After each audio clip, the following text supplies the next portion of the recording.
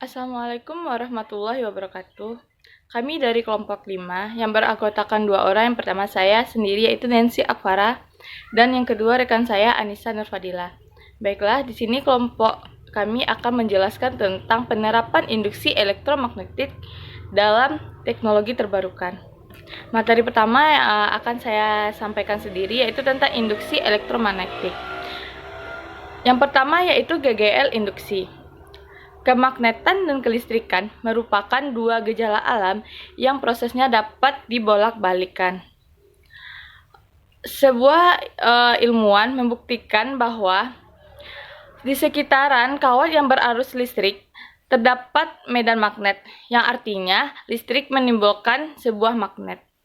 Para ilmuwan ini mulai berpikir keterkaitan kelistrikan dan kemagnetan.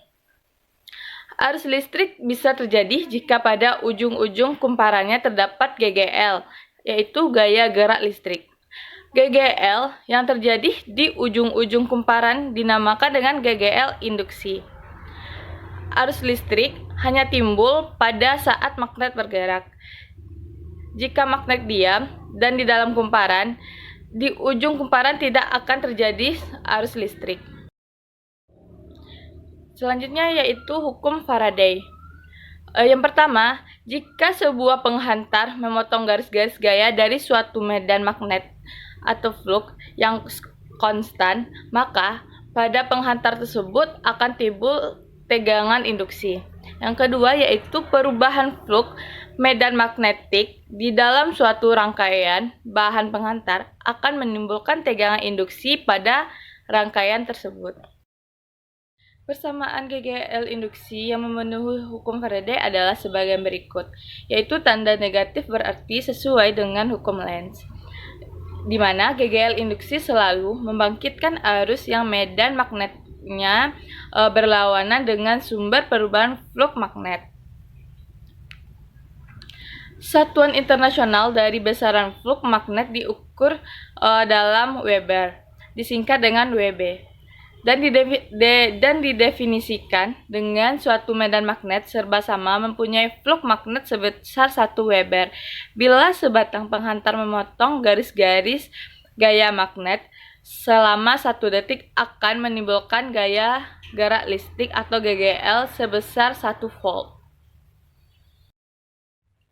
Yang kedua yaitu penyebab terjadinya GGL induksi. Ketika kutub utara magnet batang digerakkan dan masuk ke dalam kumparan, jumlah garis gaya-gaya magnet yang terdapat di dalam kumparan akan bertambah banyak. Bertambahnya jumlah garis-garis gaya ini, itulah yang menimbulkan GGL induksi pada ujung-ujung kumparan.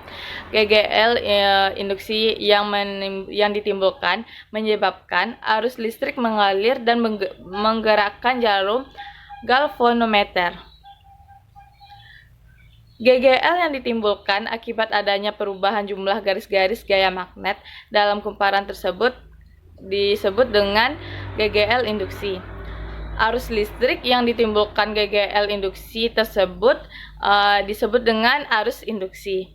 Peristiwa timbulnya GGL induksi dan arus induksi ini akibat adanya perubahan jumlah dari garis-garis gaya magnet tersebut yang disebut dengan induksi elektromagnetik.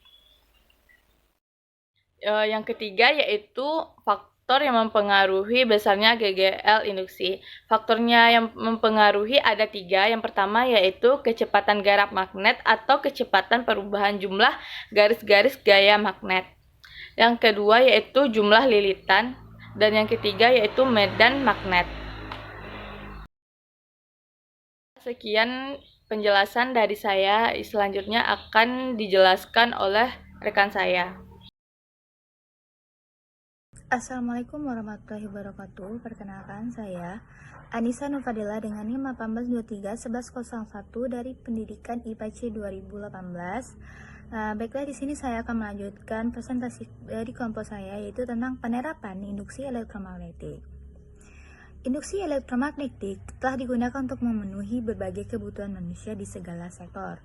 Berikut ini beberapa penerapan induksi elektromagnetik pada teknologi terbarukan. Yang pertama yaitu Magnetic Resonance Imaging atau MRI. Magnet banyak digunakan dalam berbagai produk teknologi, salah satunya pada peralatan kedokteran. MRI menjadi salah satu alat kedokteran yang sampai saat ini dianggap paling aman untuk mendeteksi penyakit. MRI menggunakan prinsip kemagnetan untuk mencitrakan kondisi kesehatan tulang atau organ dalam tubuh manusia tanpa melalui pembedahan.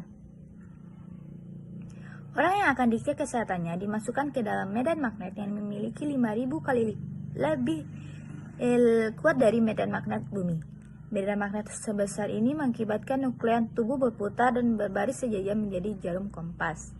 Nukleon tersebut kemudian ditembak dengan gelombang radio untuk menginduksi arahnya. Saat arahnya sejajar, nukleon tersebut akan memancarkan gelombang radio yang akhirnya diterima komputer sebagai pencitraan kondisi dalam tubuh. Teknik tersebut jauh lebih aman dibandingkan dengan ronsen atau sinar X.